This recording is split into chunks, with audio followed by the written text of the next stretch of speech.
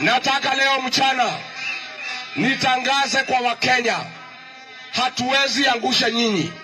Wakenya wametuambia tunataka kufukuza William Ruto, lakini nyinyi viongozi wenu muende mketi, msikizane, mtoe one candidate wa kupambana na William Ruto. I want to promise the people of Kenya ya kwamba sisi we are responsible enough. Hatuwezi kubali kugawa kura yetu Kasongo apitie katikati vile Moi alifanya 1992. This time round tutafanya vile tulifanya 2002, zote tukakubaliana ni Mwai Kibaki, na Mwai Kibaki akaenda akakuwa rais wa Jamhuri ya Kenya. The united opposition is doing everything they can, including every workable strategy that they can employ to make sure that William Samoei Ruto doesn't secure a second term in office come 2027. Despite realizing that there are moles planted in the united opposition to make sure that they dismantle the union, Rigathi Gachagua has affirmed that they are going to produce one candidate that all of them and his supporters are going to support to realize this dream. Nikiongea na wafuasi wangu mamilioni, nikiongea na Wakenya wengi wanasema Rigiji apewe bendera akuwe sole presidential candidate ya kupigana na Kasongo.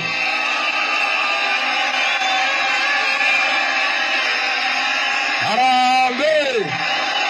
Harambee! Lakini wacha kidogo. Lakini Rigiji anasema kama haitakubalika yeye ndiye anatosha, ikuwe ni Dr. Fred Matiang'i ndio amekubalika, Rigiji na wafuasi yake wataunga yeye mkono apambane na William Ruto. Harambee! Pia Rigiji anasema kama haitakuwa ni yeye, ikuwe ni Dr. Stephen Kalonzo Musyoka. Rigiji mwenyewe na wafuasi wake mamilioni wataunga mkono Kalonzo Musyoka apambane na William Ruto. Harambee! Rigiji anasema kama itakubalika, dada yake mama wetu Martha Karua ndio anatosha kupeperusha bendera.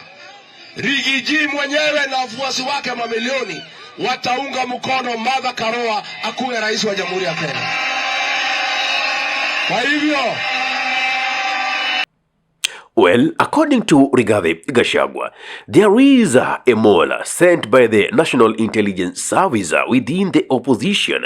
And now I want to take you to whom this specific person might be. But then, let us listen to Rigathi Gachagua. But then, let us listen to Rigathi Gachagua level these accusations to one of the members belonging to the party members in the united opposition. Kwa hivyo, harambee! Kwa hivyo, wewe unajifanya huko ndani ya upinzani, umewekwa hapo na National Intelligence Service kuja kugawanya viongozi ya upinzani. Unataka kupiganisha Rigiji na Kalonzo na Matiang'i na wengine. Ati alikuwa anasema ati Rigiji akisimama Matiang'i iko wapi? Rigiji akisimama Kalonzo iko wapi? Fred Matiang'i, Kalonzo Musyoka, Rigiji mwenyewe, Martha Karua, Eugene Wamalwa, Justin Muturi, George Natembeya na akina Sifuna, sisi tuko kitu kimoja. Very nice. Up to that moment, that is where I want to concentrate on. Now, just the other day, we had Jeremiah Kioni in a media interview, whereby, yes, he did give Rigathi Gachagua his flowers, but again, he did ask if Rigathi Gachagua is the flag bearer. according to his own analysis, it is something that Kalonzo Musyoka could not take it. It is something that Fred Matiang'i could not take it. So he seems to be planting seeds of doubt within the opposition so that before 2027, this union could break and have William Samoei Ruto get his way of the divide and rule. You know, if we have a majority that are not united and let's say everybody goes their separate ways, let's say Rigathi Gachagua becomes his own presidential candidate, the same to Eugene Wamalwa, Fred Matiang'i, Kalonzo Musyoka, at the end of the day, we are going to have all these votes divided. We are going to have these votes scattered. But then, for those minimal or a minimum number of persons who are pro-government would vote them intactly. So at the end of the day, you'll find a majority that is united, but a minority which is consolidated. And that way, Ruto could get re-elected. And that is why he is trying all the means possible to see that the opposition is broken. And what is going to be the test of this? There is a by-election in Olkalau. A by-election is coming, and Jubilee has fielded a candidate. DCP has fielded a candidate. And according to Rigathi Gachagua, this is so possible to determine which party is strong within the region, as both of them are big boys in that region. To me, I see democracy in play, but to some other people, they feel it is jeopardizing the union within the party. No, if anything, this is going to separate the maize from the chaps. Anyway, let us get back to the trailer. Rigathi Gachagua say that wao na kina Sifuna ni kitu kimoja, and whenever you mention Sifuna, remember you are touching on Linda Mwananchi, Babu Owino, Karoli Omondi. All these members of parliament did say, to be specific with Babu, that ODM is dead.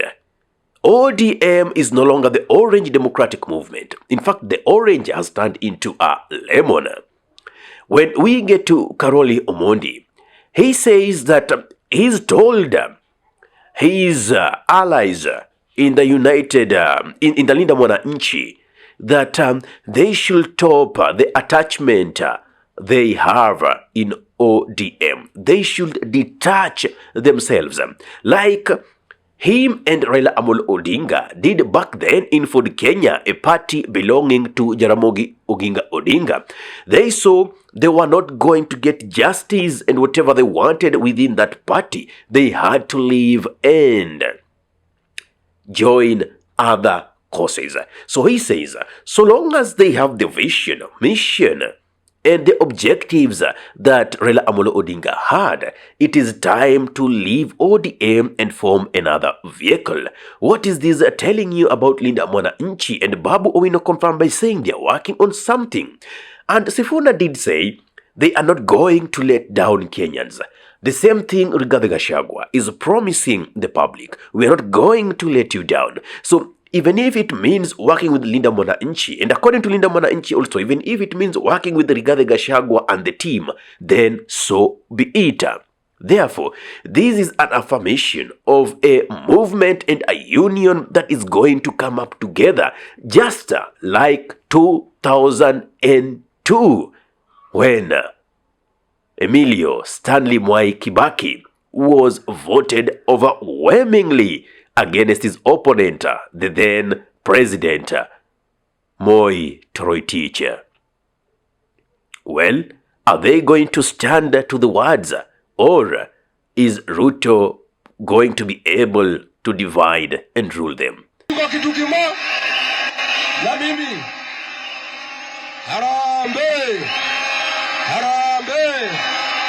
Nataka leo mchana kidogo bubuzera. Nataka leo mchana nitangaze kwa Wakenya, hatuwezi angusha nyinyi. Wakenya wametuambia tunataka kufukuza William Ruto, lakini nyinyi viongozi wenu mwende mketi, musikizane, mtoe one candidate wa kupambana na William Ruto. I want to promise the people of Kenya ya kwamba sisi we are responsible enough. Hatuwezi kubali kugawa kura yetu Kasongo apitie katikati vile Moi alifanya 1992. This time round tutafanya vile tulifanya 2002. Zote tukakubaliana ni Mwai Kibaki, na Mwai Kibaki akaenda akakuwa rais wa Jamhuri ya Kenya. Good.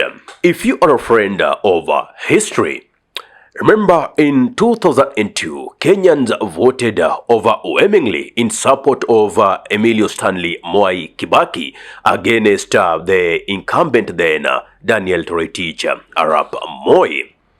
Now, we can also take the clock back in 1982, whereby we had so many candidates running against the incumbent again, Daniel Toroitich Arap Moi. Now, the mistake they did, imagine Moi won with 1 million plus votes against the scattered votes, which combined would be over 3 million. So the disunity of these candidates, because they didn't want to choose one and rally support behind him, costed them years of oppression. Now, Gachagua is affirming to Kenyans that is a mistake they are not going to make. In fact, they can't tolerate that.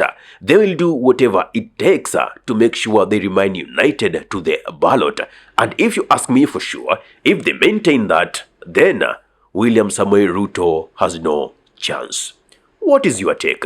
Give me your thought in the comment section below. If you love content of this nature and are watching from my YouTube channel, kindly subscribe and press the notification button so anytime that we are live or we upload content of this nature, you'll be the very first person to be notified. Ahmed Khalif is my name for the Unscripted Talks here in Dab Radio. Assalamu alaikum warahmatullahi wabarakatuh. Kwa timba kali za Afrika, Dab Radio ndio mpango mzima.